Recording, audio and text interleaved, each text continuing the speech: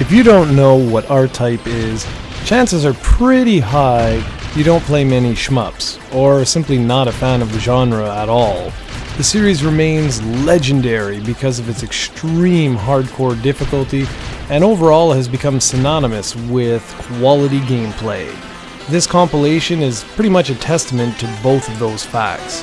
It was originally released on Xbox Live Arcade back in 2009. That's R-Type Dimensions I'm talking about, not the original classic arcade game R-Type. Anyways, South End Interactive has just released this bad boy on the PlayStation Network, so let's talk about what sort of makes R-Type Dimensions tick.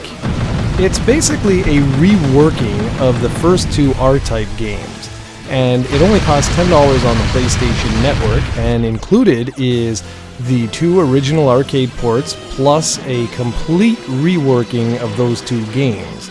This includes an entirely new 3D overhaul and a new audio soundtrack as well, but of course the tracks are based on the originals. To make things even more interesting, you can actually switch back and forth from the original sprites and audio to the new 3D remastered version with the new audio soundtrack with the simple press of a button. There's even a Slo-Mo button for when the action really heats up and you want to just take a little breather. And this makes the legendary 2 arcade games so much more approachable to newcomers who would otherwise pretty much be put off by the immense difficulty. The other thing that's really good about this is just the overall accessibility of the game.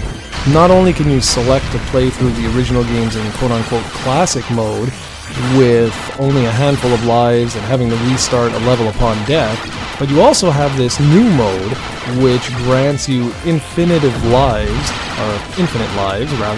and the ability to restart exactly where you were last killed before you'd have to restart the entire level. So you can imagine that if you want to complete both games, odds are pretty high you're going to be playing through the infinite mode. The core gameplay has aged perfectly, and it doesn't matter which version you play, it's pretty much exactly the same. The ships still have the same patterns, bosses have the same patterns, lasers that appear from out of nowhere still appear from out of nowhere. The actual core mechanics, though, are as such. You have a charge shot, which is extremely powerful, but takes time to charge up. You also have a wide assortment of power-ups, such as missiles and different laser cannons, and more. But the biggest innovation with R-Type back when it was originally released was the Force Pod. That's the little circular orb you see in front and in back of the ship. And now you can control that, sort of. You can either put that in front or behind your ship, and it can actually fire at enemies. You can also throw it forward into, say, like a pack of incoming enemies and things like that. But its most important role is playing as a shield. It's extremely important to get good at using the Force Pod, or you're pretty much screwed.